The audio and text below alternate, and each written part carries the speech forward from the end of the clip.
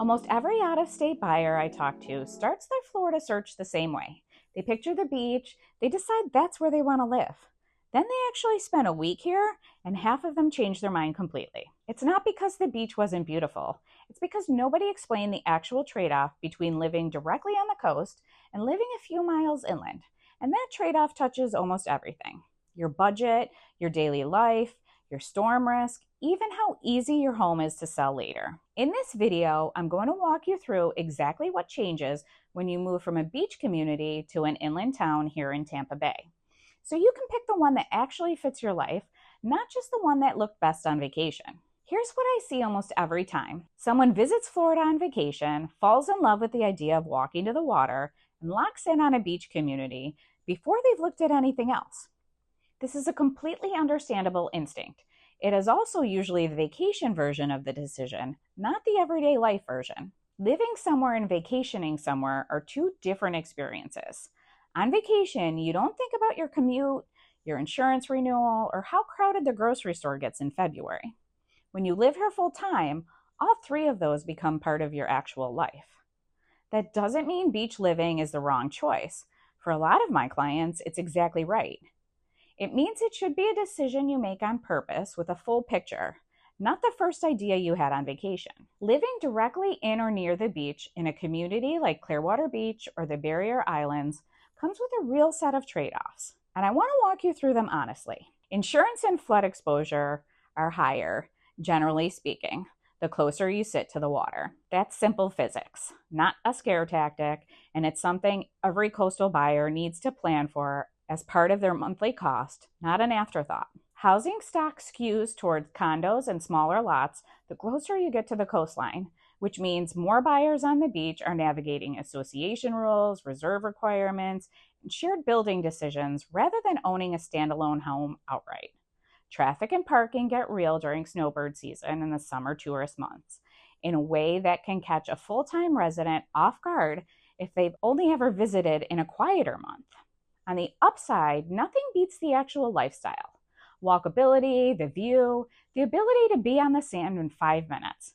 For the right buyer, that's worth every trade-off on the list. Now flip it. Towns like Safety Harbor, inland Dunedin, and parts of Palm Harbor sit far enough away from the immediate coastline that the whole equation shifts. Insurance and flood exposure typically ease up the further inland you go, which for a lot of relocation buyers is the single biggest relief to their monthly budget. You see more single-family homes and fewer condo buildings, which means more buyers are dealing with a standard homeowners association instead of a large multi-unit condo board. You give up the walk to the sand. That's real, and I'm not going to pretend otherwise. Most inland towns are a 10 to 20-minute drive from the beach rather than a 5-minute walk. What you gain instead is often a stronger sense of small-town community.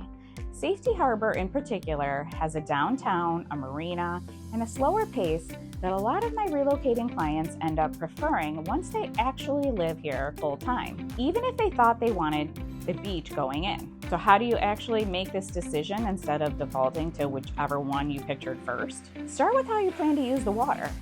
If you want to walk to the beach most days, that changes the math completely, and coastal living may be worth every trade-off.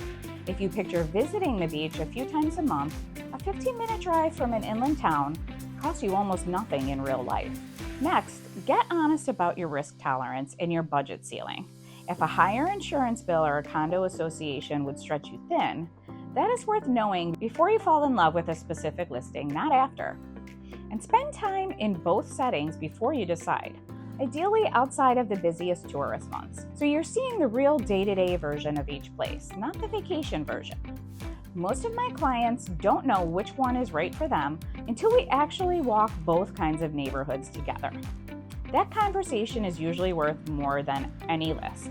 If you're trying to figure out whether beach or inland fits your life better, I walk buyers from Buffalo in the Northeast through exactly this decision every week. The link gets you on my calendar, no pressure. So beach or inland is not a wrong answer either way. It's just a decision that deserves more than a vacation memory. If you're narrowing your search between the coast and an inland town like Safety Harbor or Dunedin, DM me on which one you're leaning toward and why, and I'll give you the honest read on whether it fits what you've told me about your life. The link is in the description. My number is down there too. That works. Call works. DM me on Instagram if that's easier. I have walked this exact decision with buyers from Buffalo and across the Northeast, and the ones who are happiest a year later are the ones who choose on purpose, not on instinct. If this was helpful, hit subscribe. I put out real Tampa Bay relocation content every week. Honest trade-offs, no fluff. I'll see you in the next one.